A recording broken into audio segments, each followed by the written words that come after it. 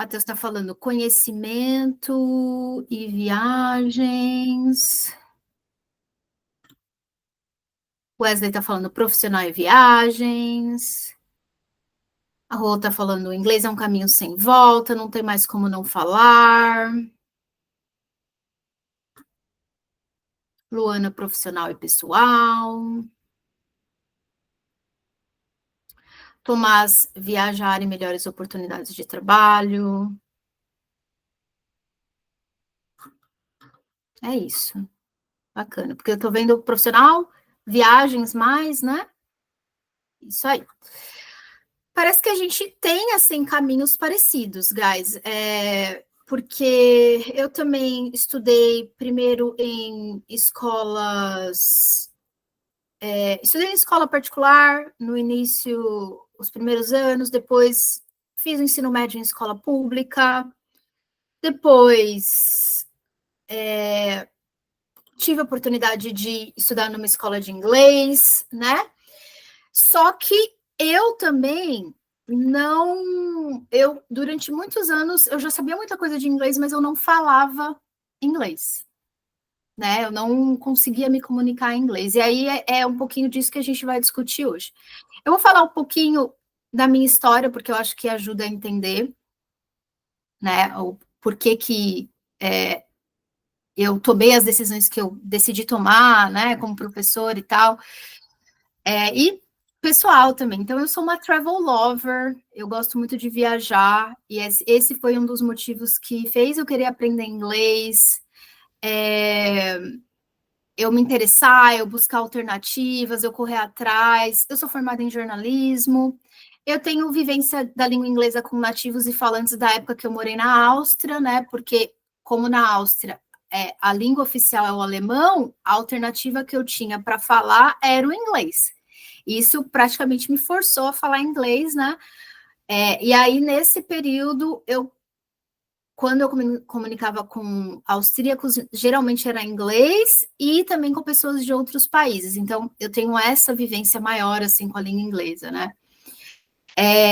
Conhecimento da abordagem comunicativa, que eu vivi na Áustria mesmo, quando eu aprender.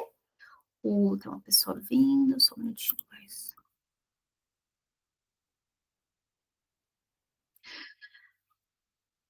Seja bem-vinda, Andressa. E aí, quando eu fui aprender o alemão lá na Áustria, né, numa escola que tem uma abordagem diferente da nossa aqui, né, eu tive o contato com a abordagem comunicativa. Depois, quando eu voltei para o Brasil, que eu fui fazer minha pós em educação da língua inglesa, eu tive uma matéria focada em abordagem comunicativa. E depois disso eu comecei a realmente viver o inglês assim de forma mais profissional, né? Depois que eu passei por essa fase de estudante, tive essas vivências e tal. Aí eu dei aula em uma escola de inglês, depois eu dei aula numa ONG, não, primeiro eu dei aula numa ONG, depois eu dei aula em escola de inglês, e aí eu optei por ser professora online, né? Sou certificada pela Bridget Ellfel, tenho extensão em neurociência e bilinguismo, e acabei de fazer minha pós-graduação agora de neurociência, psicologia positiva e mindfulness, porque eu acredito que são conhecimentos que se conversam. Apesar de não ser tão óbvio, esses conhecimentos, eles se conversam, porque acaba afetando a maneira como a gente fala e a maneira como a gente se comunica tem muita influência na nossa mente. E é por isso que eu me aprofundei nessas outras fontes de conhecimento, né? Porque eu vi que era uma necessidade ali dos alunos, né? Que eu tivesse esse conhecimento para trazer para eles, para vocês, né? E aí o que acontece, guys? Quando eu, coincidentemente ou não, quando eu morei na Áustria, eu tive a oportunidade de fazer a revisão da tese de mestrado da minha tia, e focada em estilos de aprendizagem. Ali começou muito um questionamento meu, né? Porque eu comecei a falar assim, caramba, nossa, existe outra maneira de aprender, né? Não é só essa maneira tradicional que a gente tem. Foi quando eu tive conhecimento dos estilos de aprendizagem ali pela tese de doutorado, minha tia, desculpa. Eu fiz essa revisão dessa tese, e aí começou a vir esses insights, assim, né? Não, tem alguma coisa errada no ensino tradicional. O que acontece com o ensino tradicional? Geralmente, quando a gente está falando de língua, em inglês, né, especificamente, geralmente a gente vê muita gramática, e o problema não é ver só muita gramática, mas é a gente só ficar nisso. A gente só ficar na gramática, né?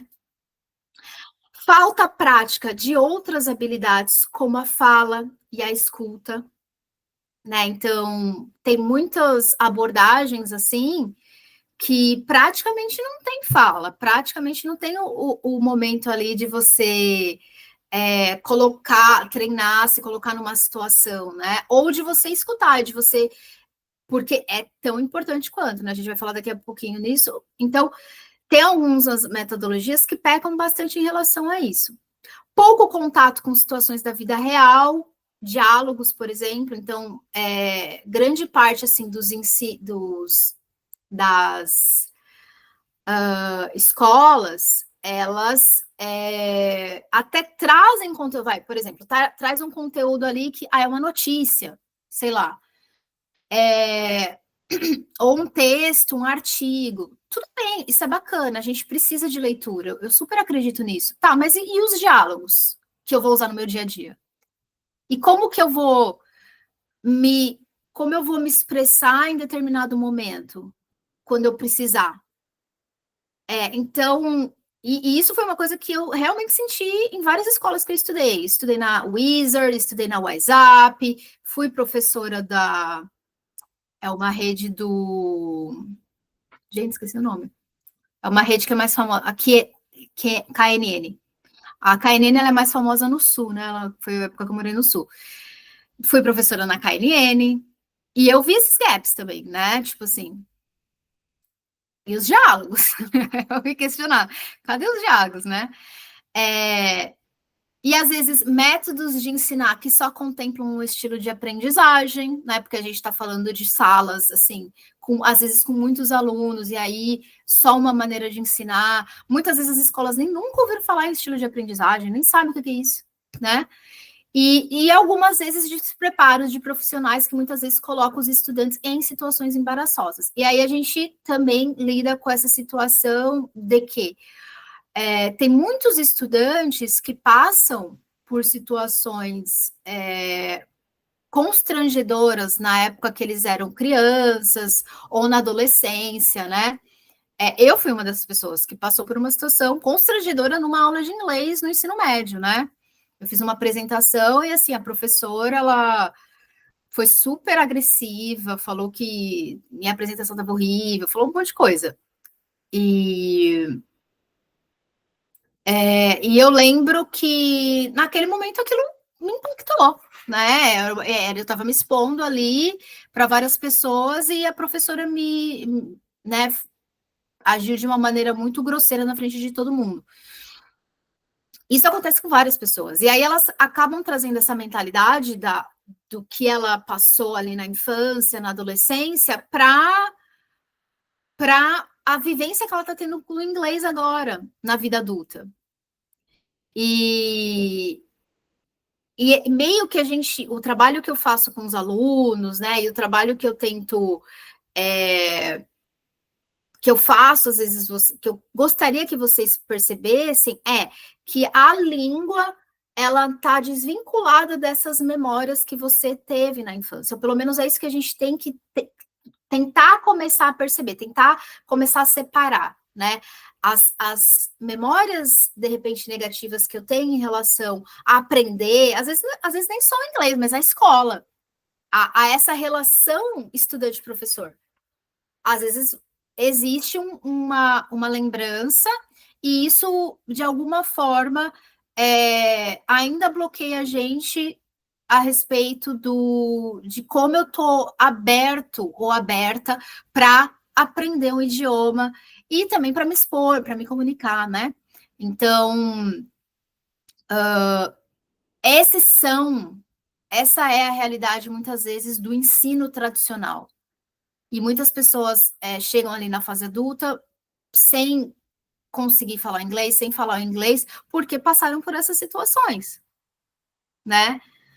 E aí, claro, cada um de vocês analisa quais situações vocês passaram, né? E vê o quanto que, de repente, isso pode estar agora afetando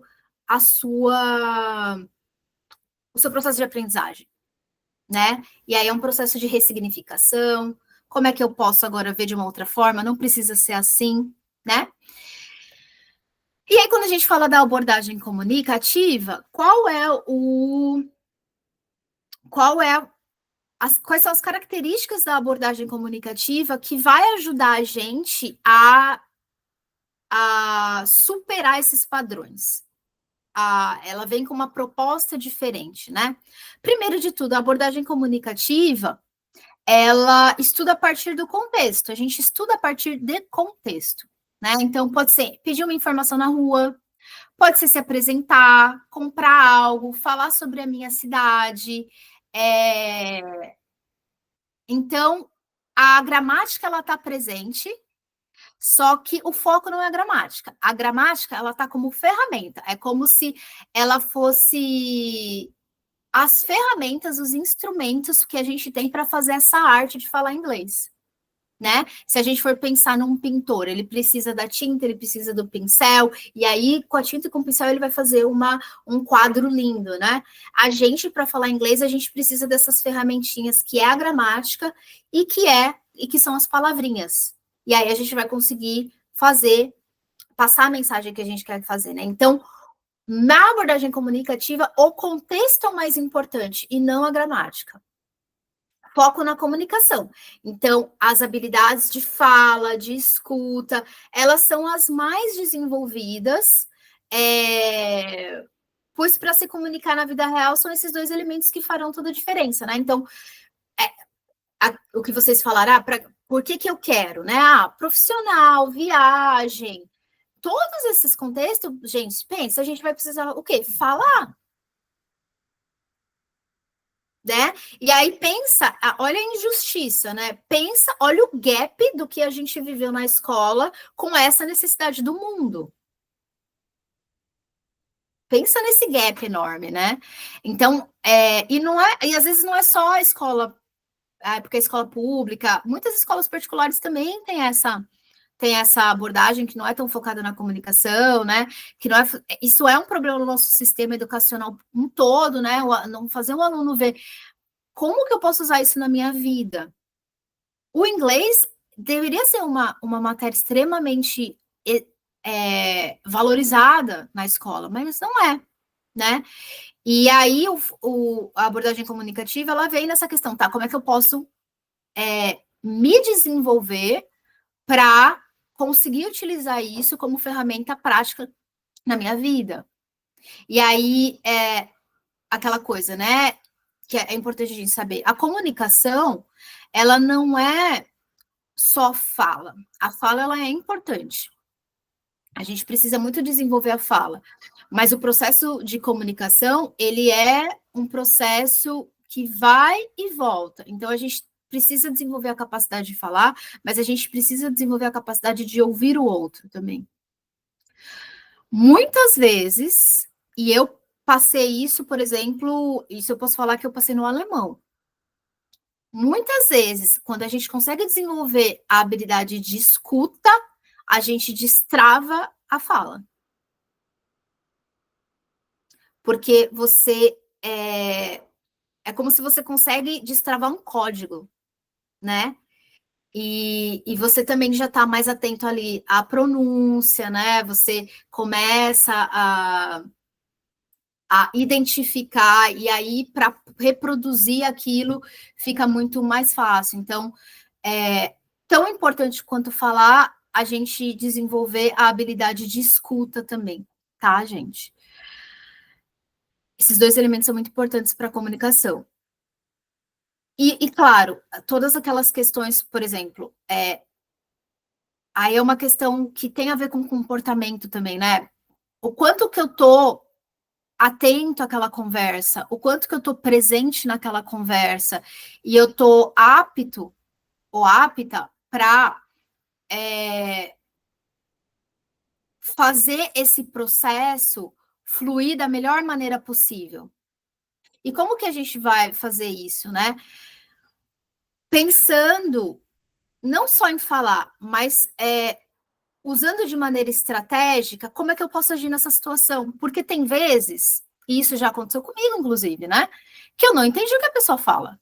Vai acontecer, porque a gente vai lidar com gente que tem sotaque, a gente vai lidar com gente que tem problema de fala. Pode acontecer. E aí, o que a gente tem que fazer é ter ferramentas para saber como é que eu vou lidar com isso.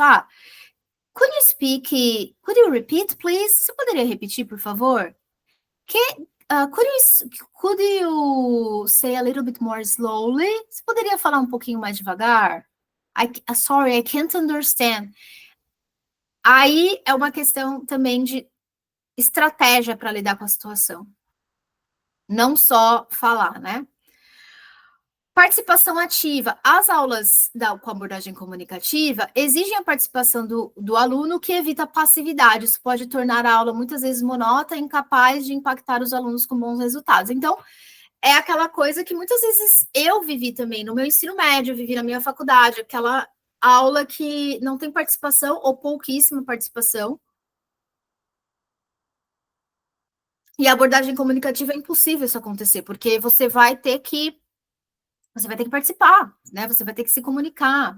E é muito difícil a gente ter um resultado se a gente não participa ativamente de algo. Se a gente não está como agente ativo e responsável, né, pelo nosso desenvolvimento. E aí a abordagem comunicativa, até pela natureza dela, ela vai ter essa característica de, ao máximo, tentar envolver os estudantes, seja em atividade, seja em leituras que também estão presentes, que também são importantes, mas que a gente vai ter um momento sempre que a gente vai trazer para a nossa capacidade de se comunicar. Relação com a neurociência, né? Isso aqui é uma constatação que eu acabei tendo depois que eu comecei a estudar um pouquinho neurociência, né? E ver o quanto que a abordagem comunicativa, a natureza dela, ela traz esses benefícios da neurociência. Por quê? Quando a gente pensa em neuroplasticidade, é como se a ideia o nosso cérebro, ele é plástico. Ele pode se moldar. A gente tem a capacidade de moldar o nosso cérebro. Então, o que a gente precisa fazer quando a gente pensa no inglês a gente precisa moldar o nosso cérebro para um cérebro de um falante de inglês. Então, a intenção é a gente moldar a nossa mente para isso, né? E a gente pode fazer isso. A gente tem toda a capacidade de fazer isso. Como que isso vai acontecer? A neurociência fala que nós temos rotas neurais de aprendizagem, né? Então, o que é a rota neural? Vamos pensar num caminho. Um caminho na areia, por exemplo. Se você passa uma vez naquele caminho, você faz um rastro num caminho assim, né? Aí você passa uma vez, ele tá bem superficial. Se você passa várias vezes naquele caminho, várias vezes no mesmo caminho, e várias pessoas passam naquele caminho, aquele caminho ele vai ficando profundo, né? Vai ficando uma marca na terra, vai ficando uma marca na areia. A rota neural é mais ou menos isso. A gente cria, a primeira vez que a gente tem um contato com a aprendizagem, a gente cria uma rota neural superficial, depois a gente vai fortalecendo aquela rota neural de acordo com a frequência de vezes que a gente passa por aquela mesma rota neural.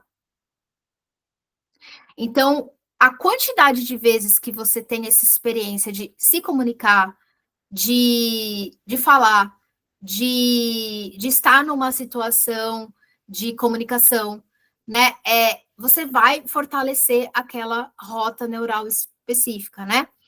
E tem um autor que ele fala assim,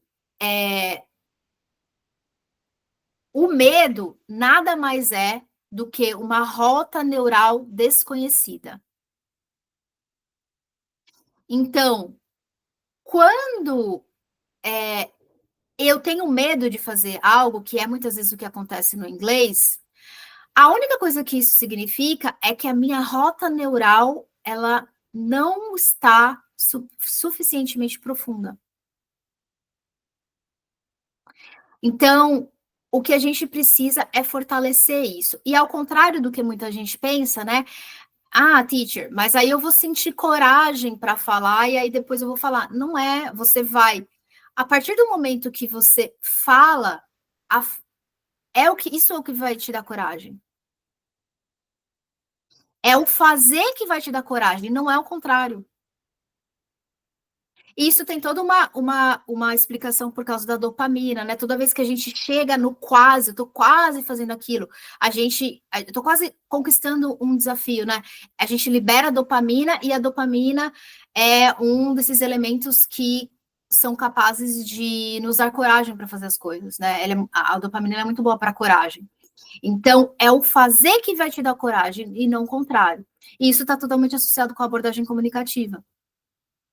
Porque eu vou fazer, fazer, fazer, eu vou falar, falar, falar, e vai ter um momento que aquilo não vai ser mais uma rota neural desconhecida para o meu cérebro, né? Guys, alguma dúvida até aqui? Tá tudo bem? Eu não consigo ficar olhando toda hora. Tá. Let's go, vou continuar. Se tiverem dúvida, só mandar no chat.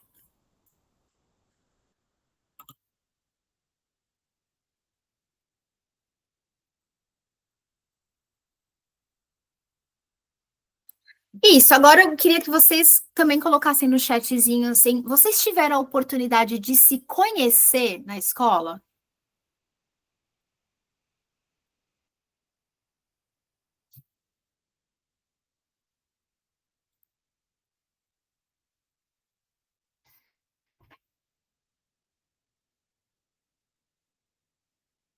Sim, a Andressa falou sim.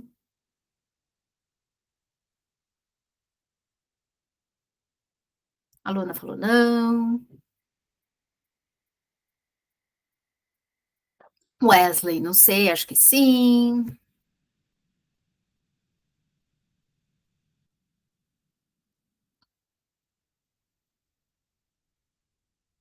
Matheus, sim. Mas é que não é Matheus, né?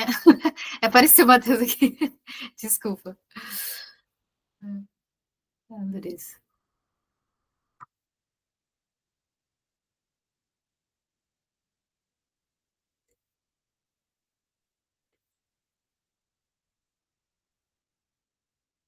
É isso, gente. André. Ok. Vamos lá, então. Próxima.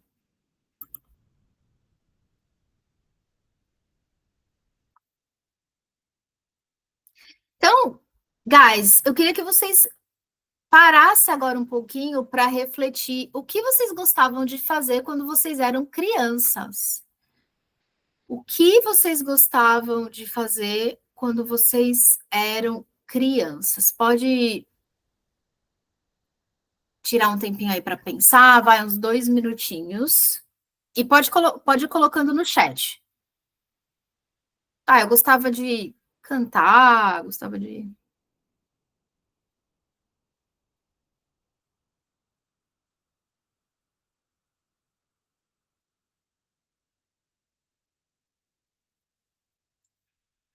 jogar, que nem o menininho aqui, jogar videogame.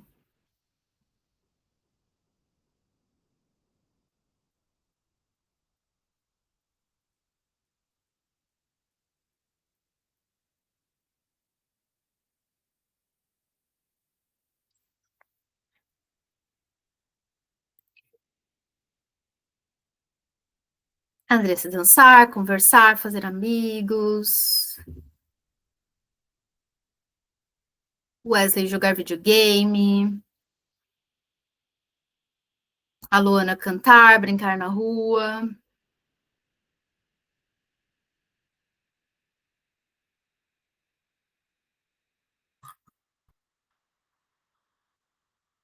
Matheus ouvir música. Matheus não, a Andrea.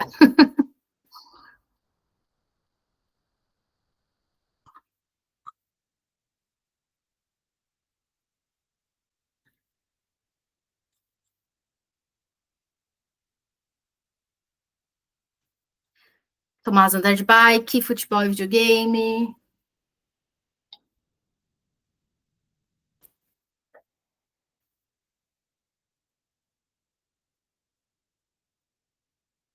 Great, guys. Então, por exemplo, o que acontece? Quando eu era criança, eu gostava muito, a criança e adolescência, né? Eu gostava muito de música. E eu utilizava a música, muitas vezes, para estudar inglês. Eu fazia isso de forma muito inconsciente, assim, não tinha essa noção, não sabia que eu queria ser professora de inglês, não tinha noção nenhuma. Eu estava simplesmente fazendo uma coisa que era natural em mim, que anos depois eu descobri que isso me ajudaria de alguma forma, né? Então, muitas das músicas que eu. Muitas muitas das músicas que eu sabia, que eu aprendi a cantar e tal, mais tarde eu fui saber o que significava, isso, mas inconscientemente eu já estava fortalecendo minha rota neural, eu já estava fortalecendo o meu conhecimento sobre inglês, né? Eu já estava facilitando esse aprendizado para mim. E isso um pouco autoconhecimento, né? O que muitos de nós não tivemos a oportunidade de ter na escola, quando a gente lembra, por exemplo, de uma coisa que a gente gostava de fazer na infância, né? E a gente traz isso para a nossa vida e utiliza isso como ferramenta hoje para conseguir facilitar um processo que às vezes pode ser difícil, que às vezes pode ser chato, né? Ai, teacher, nossa, para mim estudar, assim, parar e ficar estudando sei lá, reservar uma hora para ficar estudando inglês, nossa, é uma coisa, assim, horrível para mim, eu não consigo. Pô, mas será que você não consegue estudar um pouquinho com música? Para tornar esse processo um pouquinho mais fácil? Um pouquinho, você trazer uma pitada, assim, do que te dá prazer para o aprendizado de línguas, né? Eu vou mostrar um vídeo que eu gravei. Deixa eu ver se eu acho aqui. Que tem a ver com isso, que tem a ver com a coisa de infância.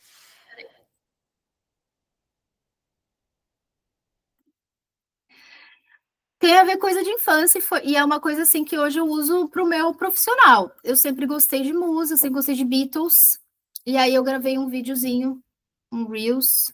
Deixa eu ver. E eu fiz isso de uma maneira muito espontânea, assim, tipo, não era. Vamos ver no que dá, vou aprender aqui, né? E aí criei esse Reels aqui. Vou colocar para vocês. Gente, eu não sou cantora, tá? Eu faço por diversão. Hey Jude, don't make it bad. Take a sad song and make it better. Remember to let her into your heart. Then you can start to make it better. Vocês conheciam essa expressão make it better da música dos Beatles? Bom, make it better significa melhorar algo O better, ele é um comparative adjective. Então, a gente tem good, que é bom, e aí a gente tem better, que é melhor. Toda vez que a gente quer comparar duas coisas, a gente pode utilizar o better. Então, por exemplo, the new house is better than the old house. Great. É isso. Então, ao final das contas, o que eu quero resumir para vocês é que tem um jeito de fazer isso que não é tão chato, tão desgastante, não é tão.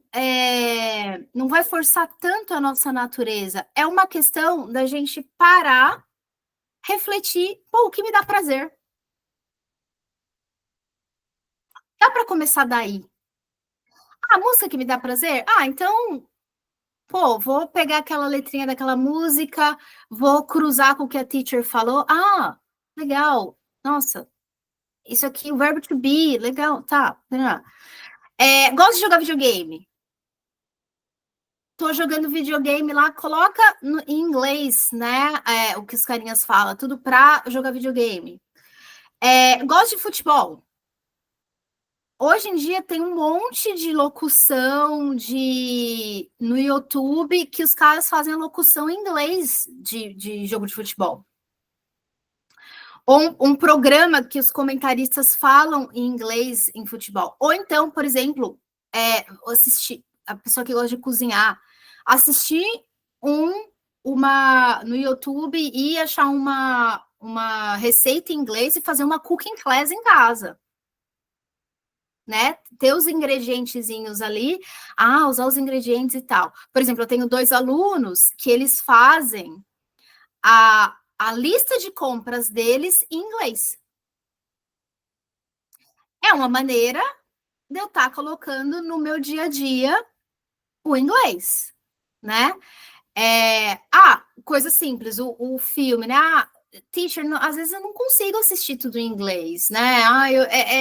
É muito. Às vezes eu quero só relaxar, quero só assistir, tudo bem, mas aí separa um dia, uma horinha do final de semana, que nem eu estava assistindo no final de semana aquele filme da Disney, o Encanto. Vocês já assistiram Encanto?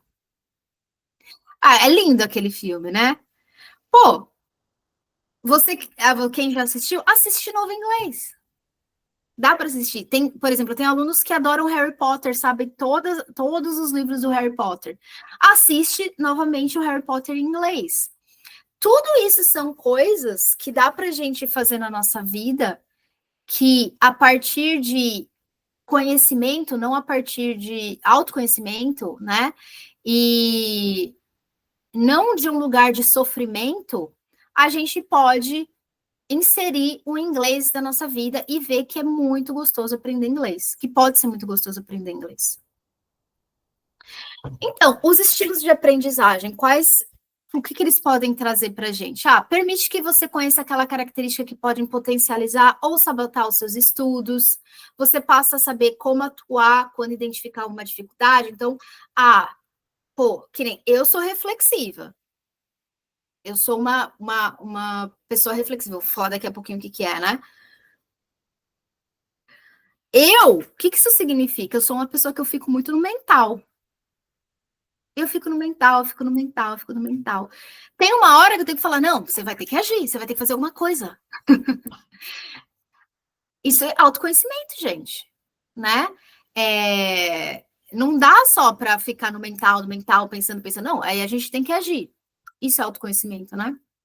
Mais prazer no estudo, dá para você encontrar formas de estudar que vão deixar as rotinas de estudo mais leves e até divertidas, evitando a desistência. Então, qual é a questão do prazer no estudo? É porque, gente, não vai ser um processo fácil o tempo inteiro. Não vai ser um processo gostosinho o tempo inteiro. Por quê? Porque a gente está mudando o nosso cérebro. A gente está se transformando em outra pessoa. Praticamente é isso. Você está falando para aquela versão. Você está se despedindo de uma versão sua antiga, que está acostumado a falar que você não fala inglês. E aí a gente tem que olhar para essa versão e fazer o esforço de falar, não, eu não vou te escutar, eu vou escutar a versão que fala inglês. essa versão que eu tô buscando. E nesse momento que o prazer ele é importante, porque o prazer no estudo ele vai fazer você sentir, você vai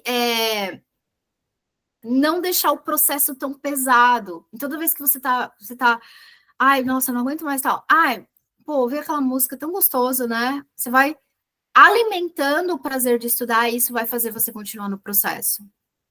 Você percebe que o problema não é você, né? Então, o estilo de aprendizagem traz esse alívio, assim, tipo, nossa, eu aprendi, tipo, era eu, né? Era eu o problema. Era essa coisa de muitos de nós termos traumas às vezes, né? Aquela sensação de incapacidade, quando a gente conhece o nosso estilo de aprendizagem, a gente fala, nossa, não era só eu o problema, né? Era porque eu estava sendo exposta a uma metodologia que para mim é muito difícil. E eu não estou falando de mal de professor nem nada, gente. A gente está exposto a um sistema que é assim. O sistema, ele tenta falar para a gente que nós somos iguais a todo mundo, só que nós não somos. Se vocês forem pensar assim, que a gente faz quando a gente tem uma questão emocional? A gente vai no psicólogo, aí o psicólogo orienta a gente de acordo com os nossos problemas. A gente tem um problema de saúde, a gente vai para o médico, e aí o médico, ele orienta a gente de acordo com a nossa doença lá, que a gente tem, né? Um nutricionista, a mesma coisa. A gente não tem esse tipo de atitude com a educação. A gente simplesmente aceitou que todo mundo tem que aprender do mesmo jeito, só que não é assim. A gente pode ter autonomia a partir da maneira que a gente estuda. Não é porque você a vida inteira aprendeu que o certo era estudar de determinada forma que você precisa para o resto da sua vida aprender dessa forma. Você não é o problema. O problema é, muitas vezes, o sistema que a gente está inserido. Autonomia, né? Então, ele traz isso, né? E a intenção é que o que eu quero é isso, é que vocês se sintam cada vez mais autônomos para encontrar a sua maneira única de aprender, né? Sem necessariamente estar preso à metodologia. A metodologia, ela pode te ajudar, mas de repente você pode encontrar o seu jeito de aprender o que existe, aquilo que funciona, o que funciona para você, né? Eu lembro, por exemplo, quando eu estava na Áustria, que eu passei por essa fase que, cara, teve um momento assim que eu falei, nossa, isso é muito difícil, eu nunca vou aprender alemão, cara. Eu nunca vou assim, eu tava com uma dificuldade absurda de aprender alemão no início. E aquela coisa sofrida, né? E tal. Eu falei, não, pera, como eu faço isso aqui ficar mais gostoso? Para eu deixar para o meu coração se abrir para isso, para minha mente se abrir para isso. Eu comecei a procurar um monte de artista em alemão, que cantava música em alemão. Aí eu comecei a ouvir música em alemão. Tem artista que eu gosto até hoje, não, até vai ser que eu não ouço, mas aí eu comecei a ouvir alemão. Eu falei, nossa, até que legal o alemão, até que é gostoso. Aí eu comecei a achar maneiras. Aí eu comecei a fazer mind maps em alemão, né? Então eu escrevia nas folhas assim, colocava no centro uma palavra em alemão, e aí eu associava outras palavras com essa palavra central, né? Que, por exemplo, quando a gente está estudando inglês, eu falo para os alunos fazerem também, você está estudando sobre viagem. Desenha travel no meio e aí associa várias palavrinhas a travel. Travel. Airport, airplane, trip, vacation. Nanana. Você cria uma imagem com aquilo, né? Foi a minha maneira, uma das maneiras que eu achei para conseguir estudar alemão e no final deu tudo certo. Vamos lá, então, falar dos estilos de aprendizagem. E aí, guys, eu queria que vocês já começassem a ver o que tem a ver com vocês. Porque é uma maneira de vocês já se direcionarem, assim. Será que eu sou mais visual? Será que eu sou mais verbal? Anota, né? Anota quais características vocês acham que vocês têm. Então, as pessoas visuais, elas são aquelas pessoas em que elas vão ter mais facilidade com imagens, com mind map, com infográficos, com vídeos, né? elas são mais atraídas por isso. As pessoas verbais, elas vão ser mais atraídas por exercícios de listening, elas vão gostar muitas vezes de ouvir música, de cantar música, elas vão gostar de falar, muitas vezes, criar elas mesmas as próprias explicações. Isso acontece comigo, por exemplo, né? Eu gosto, sempre quando eu estudava, eu criava minhas próprias explicações depois. Conversar, eu sempre gostei de conversar. E não é que você, eu sou só visual, eu sou verbal. Você tem as duas características, provavelmente, mas tem uma que se destaca mais. Então, vai anotando. O que você acha, né? Você gosta mais de ver as coisas ou você gosta mais de ouvir as coisas? Você gosta mais de falar ou de ouvir? Você gosta mais de ler ou de ouvir audiobooks, sabe? Isso já são pistas para saber se você é mais visual ou mais verbal. E aí é exatamente isso, né? Se você sacar que você é mais visual, usa muitos artifícios visuais, né? Usa fotografia, usa mapa mental, leitura. Eu tive uma aluna que, nossa, teacher, eu estou desenvolvendo muito agora que eu comecei a ler inglês, porque ela sempre gostou de ler. E é uma coisa que tem a ver com a infância dela. Então, ela era uma criancinha que ela gostava de ler, só que ela nunca tinha parado para ler inglês. E aí ela viu que, nossa, ela teve um super salto, porque ela começou a ler inglês. Então, pequenos detalhes aí que podem mudar, né? Sensitivo e intuitivo. O sensitivo é aquela pessoa que ela precisa materializar as coisas. Então, assim, aquela pessoa que geralmente ela precisa de ter um caderninho para fazer anotação, ela precisa ter o livro físico, ela precisa ter post-its para ver as coisas, né? Então, tudo que é físico, tudo que envolve tato e sensação é muito bom para os sensitivos. E aí, o recomendado se você se reconhece uma pessoa mais sensitiva, faça coisas que você consegue trazer para o material. Faz uma cooking class, faz uma aula de cozinha alguma coisa vendo uma receita em inglês, né? Sei lá, alguém que está explicando no YouTube uma receita, faz essa receita em inglês, ou faz a lista de supermercado em inglês. Ou então tenha o seu caderninho ali, né? E faça as coisas no seu caderninho. Escreve, né? Não deixa tudo no digital. Eu tenho muitos post-its, né? Eu sempre, quando eu tenho uma palavra que eu tô com dificuldade de memorizar, eu deixo os post-its ali bem visíveis para mim. Intuitivo. A pessoa intuitiva é aquela pessoa que ela gosta mais de estimular a imaginação. Então, ela vai gostar de história lúdica. Pode ser que ela goste de Harry Potter, por exemplo. Pode ser que ela goste de assistir essas histórias Senhor dos Anéis. Pode ser que ela goste de desenhos, como o Encanto, como o Divertidamente. Assistir filmes, desenhos, assim, que te ajuda a ativar sua imaginação, jogar em apps ou videogames em inglês. O Duolingo, ele é muito legal para isso, né? Porque se você tiver a oportunidade aí de usar o Duolingo, pode usar, porque ele ativa muitas das nossas habilidades, né? Visual, auditiva, para quem é intuitivo é bacana também, tá? Ouve música também, porque o intuitivo tem muito a ver com intuição, né? Tudo que tem a ver com sensação, sentimento, pode ser bacana para o intuitivo. Outra coisa do sensitivo, eles gostam muito de coisa que tem a ver, tipo assim, com prática. O que eu vou fazer com isso?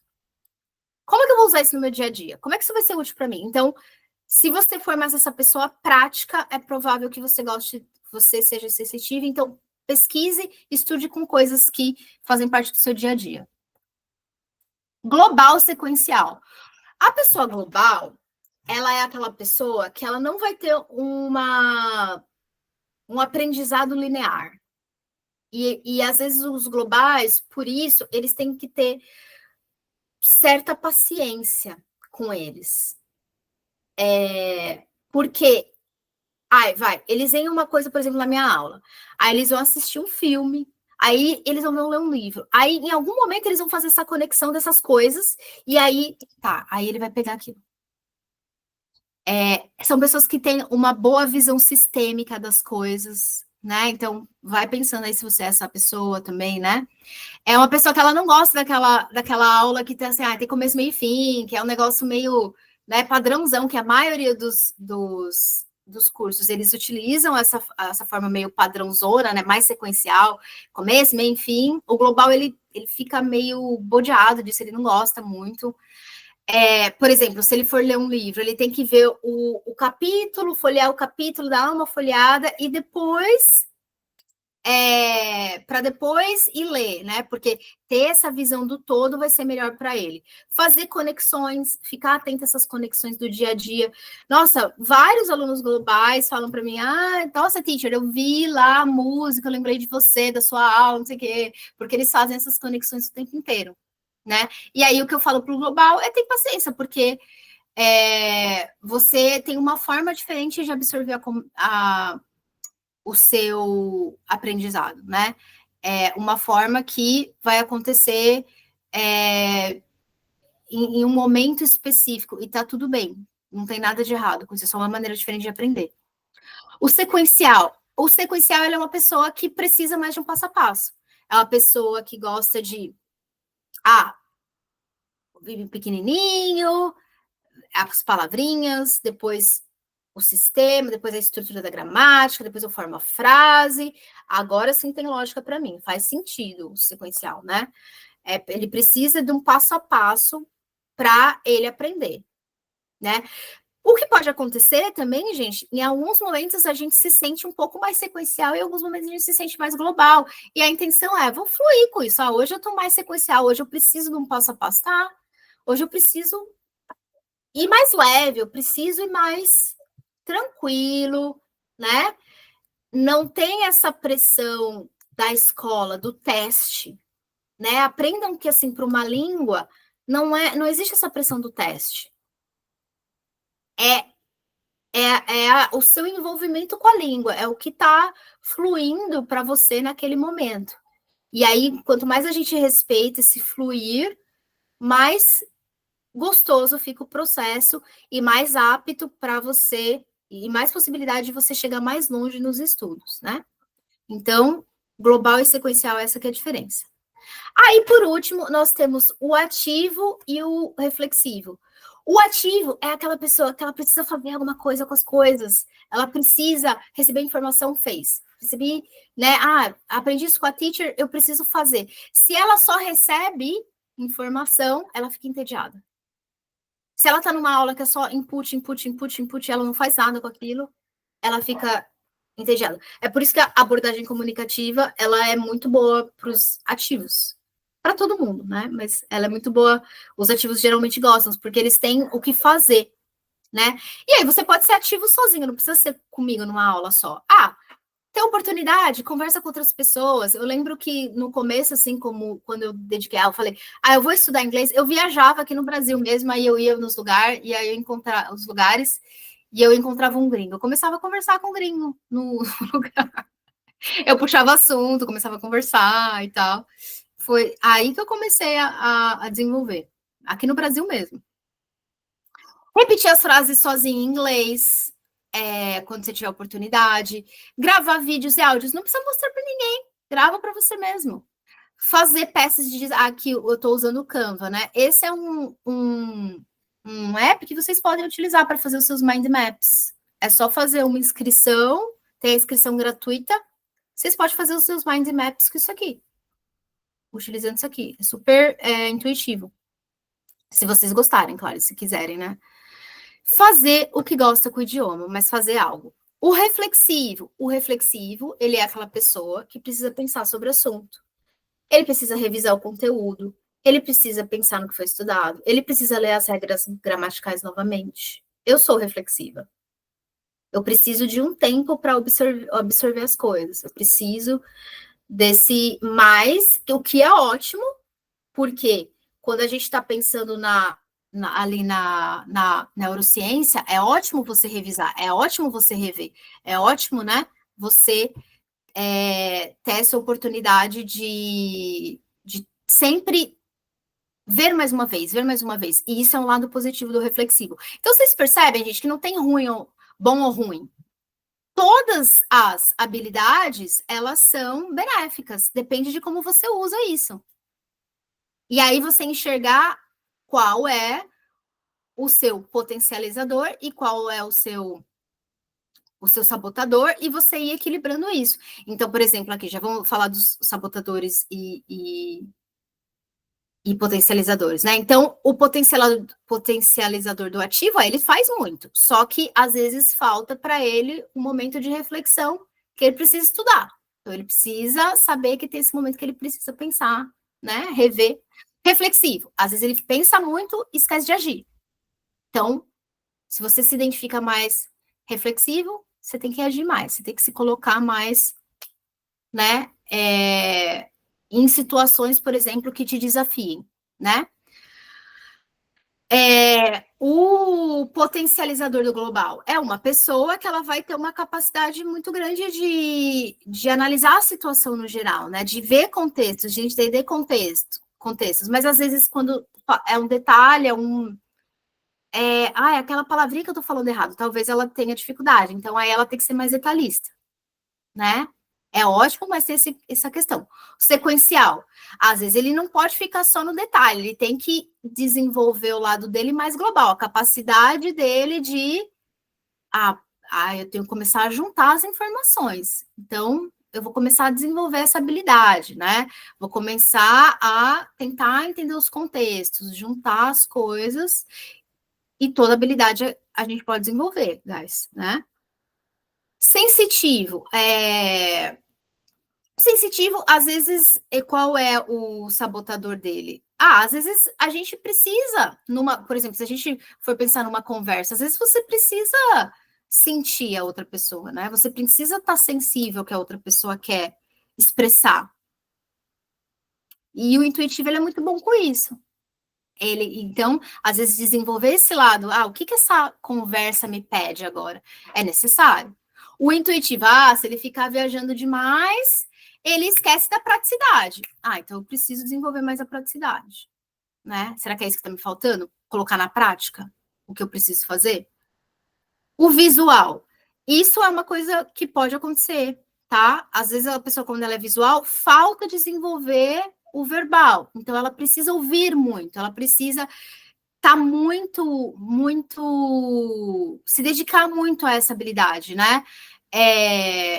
Esse foi uma dificuldade para mim do alemão, né? E aí eu lembro que eu tinha um CD, lá na época era CD. Eu ouvi o CD até entender. Foi ótimo. Foi ótimo fazer isso, né? Então, o visual, ele tem que dar mais atenção para o lado verbal. O verbal, por outro lado, pode ser que ele tenha que dar mais. Vai para ler, né? Ele precisa ler mais, ele precisa, durante um texto, ter mais atenção, né? Se dedicar mais para o reading, né? Então, é uma questão, é esse jogo da gente saber balancear, identificar quais as nossas maiores tendências e colocar isso em prática, guys. Então, queria que vocês falassem aí, vocês se identificaram com algumas dessas características, com alguns desses estilos de aprendizagem? Acho que todos. Um pouquinho de todos. Acho que um pouco mais sensitiva, assim. Gosto de registrar. Uhum. Alguém mais? Eu também. Mas um pouco de cada, não sou exato o que cada opção foi colocando. Um pouquinho de cada. Sim. Mais. E vocês, guys? Um pouco de cada também.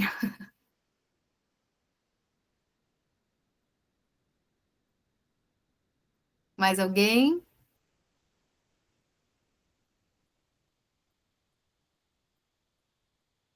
Wesley, um pouco de cada.